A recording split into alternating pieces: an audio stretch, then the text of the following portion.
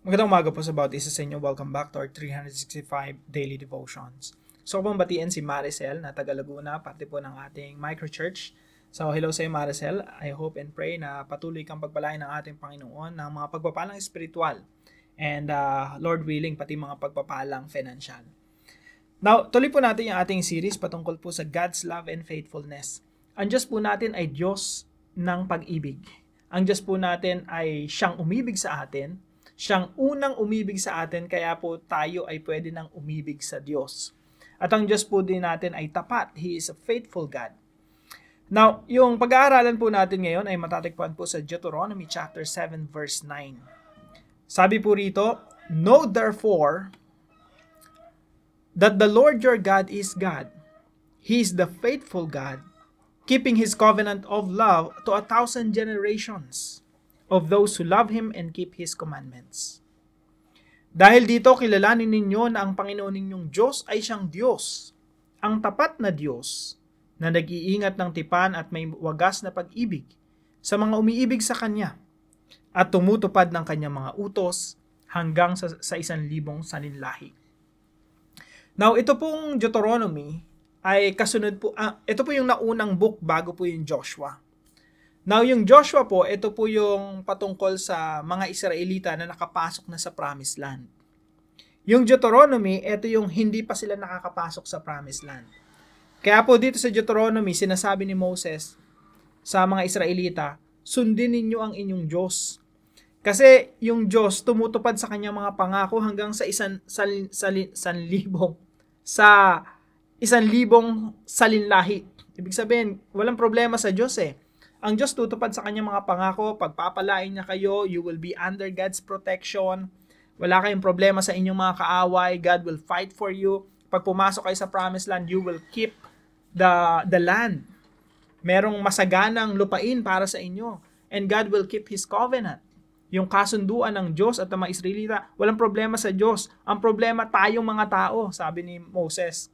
Kailangan nating maging faithful, kailangan nating maging tapat sa Diyos. Kaya pagpasok nyo ng Promised Land, you have to make sure na susundin ninyo yung mga nakasaad dito sa kasulatan na ito. Magiging tapat kayo sa Diyos, iibigin ninyo yung Diyos, at hindi kayo sasamba sa mga Diyos-Diyosan.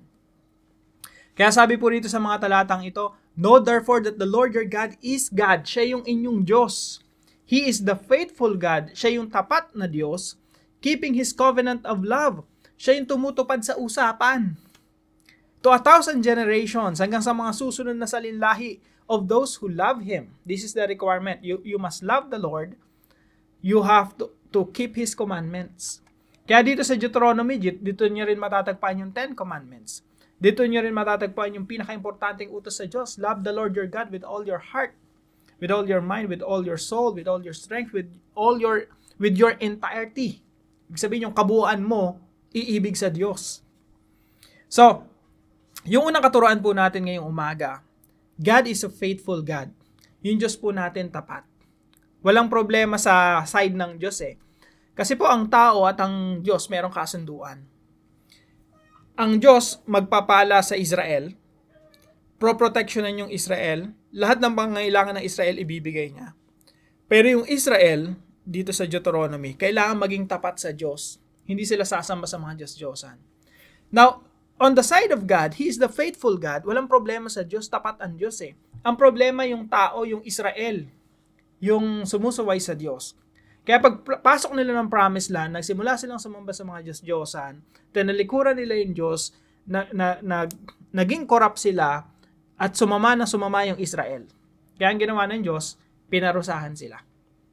Now, God is a faithful God. Sa panahon din natin, gano'n, no? Walang problema sa Diyos. God is faithful. Tapat ang Diyos sa kanyang mga salita. Ang problema tayo. Hindi tayo tapat sa ating mga sinasabi.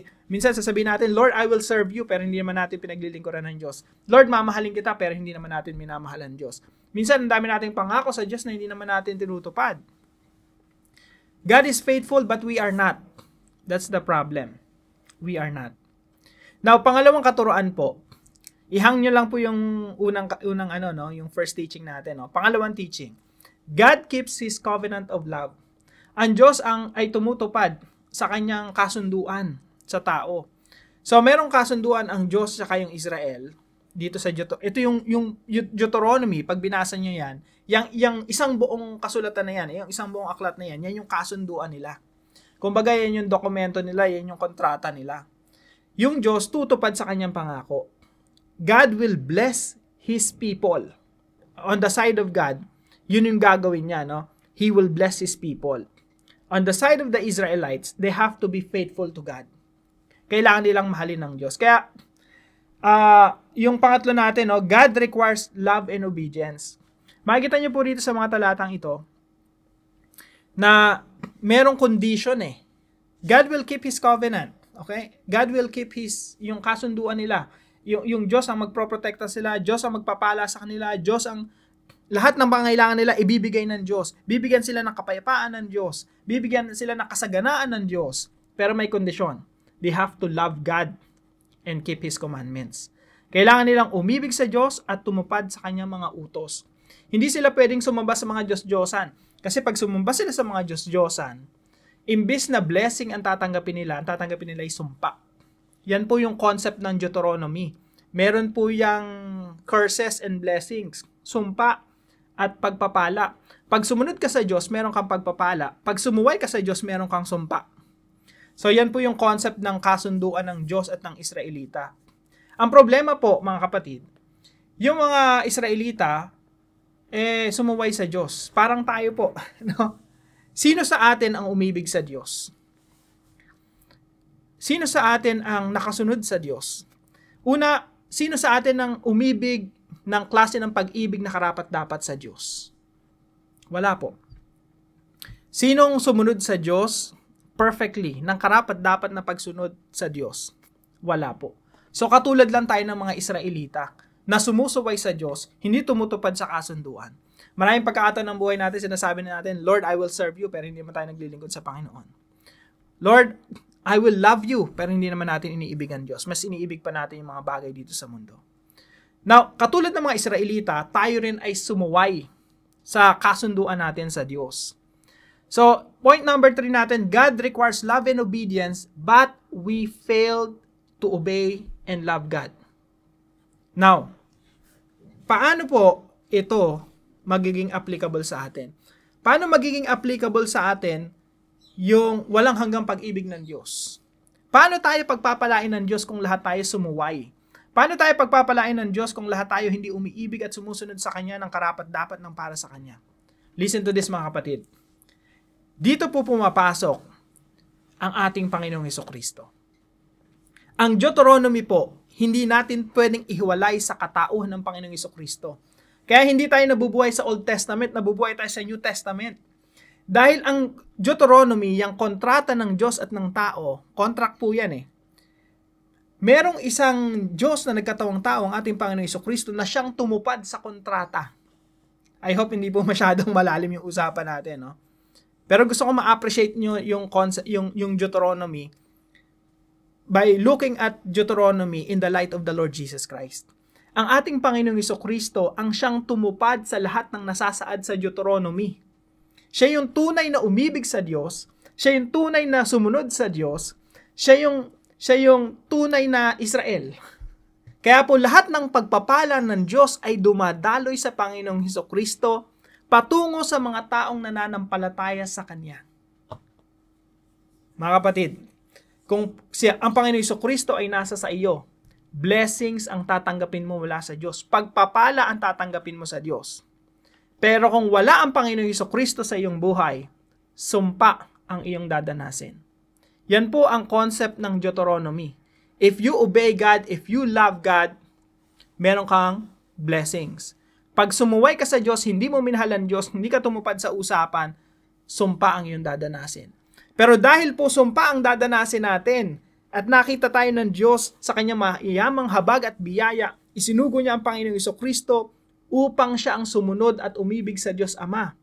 Upang tayo na mga nananampalataya sa Panginoong Hesukristo ay ituring na ring matuwid.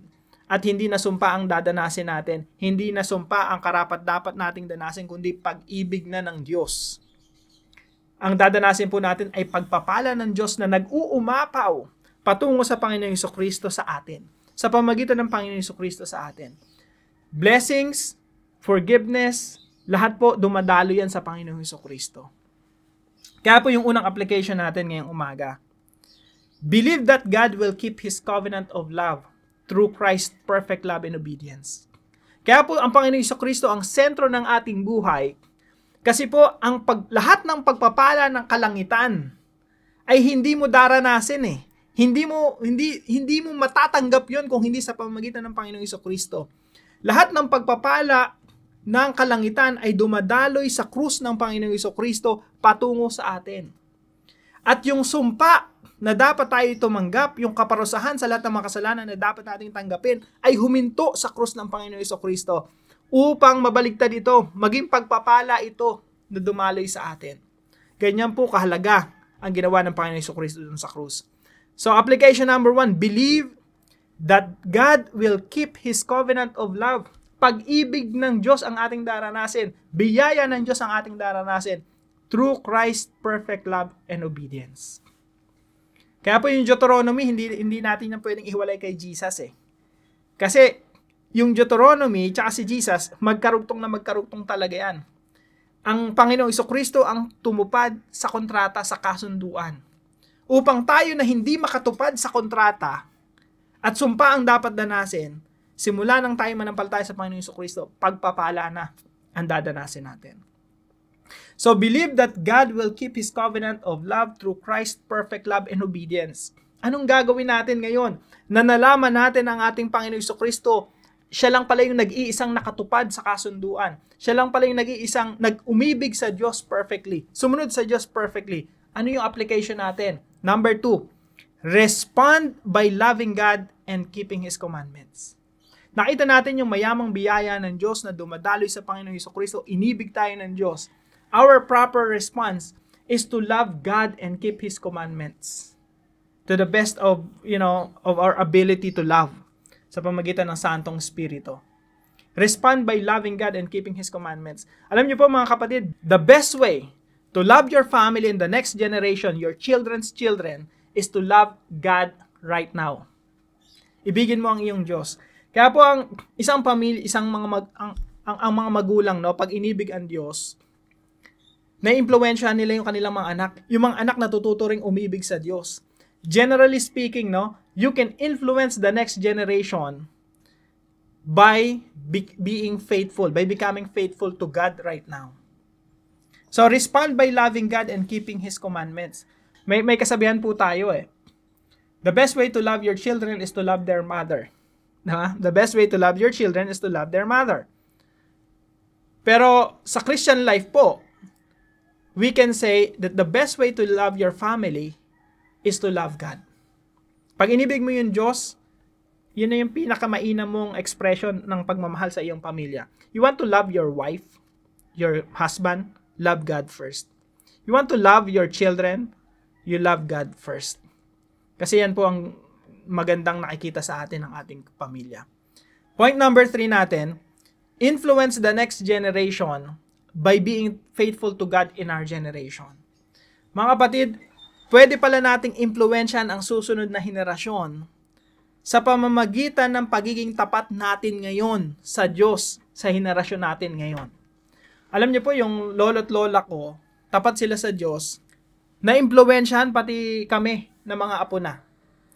And naniniwala ako na sa iyong pamilya, generally speaking, ganun ang nangyayari, no? Pagtapat ang magulang, nadadamay pati mga anak. Nagkakaroon ng idea yung mga anak na ganito pala ang umibig at sumunod sa Diyos. So, influence the next generation by being faithful to God in our generation. Kahit patay ka na, pwede mong ma-impluwensya yung apo ng mga apo mo kung tapat ka sa Diyos ngayon sa ating henerasyon. Now, para po sa ating discussion, why is loving God the best way to love your children? Bakit yung pag-ibig sa Diyos ang pinakamainam na kaparaanan para mahalin mo ang iyong mga anak? Sagutin po natin yan sa ating mga discussion group. At para naman po sa ating panalangin, Father, forgive me because I consistently fail to love you. Lord, I fail. Sorry, Lord. But despite that, your love never fails. Thank you for the opportunity to influence the next generations by remaining faithful to you now.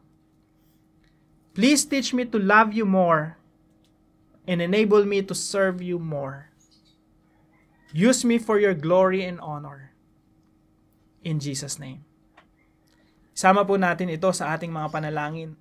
Talagang ibaon natin sa ating mga isipan na pag minahal natin ang Diyos, yan ang pinakamainam na kaparaanan ng ating pagmamahal sa ating pamilya at sa mga susunod na henerasyon. Now, kung meron po kayo natutunan sa devotion po natin na ito, ipaalam nyo po sa comment section right below this video. At huwag niyo po nating kalimutan na ibahagi itong devotion na ito sa ating mga mahal sa buhay at mga kaibigan. Pagpalain po kayo ng ating Panginoon. See you po tomorrow 5 a.m. dito sa ating daily devotion.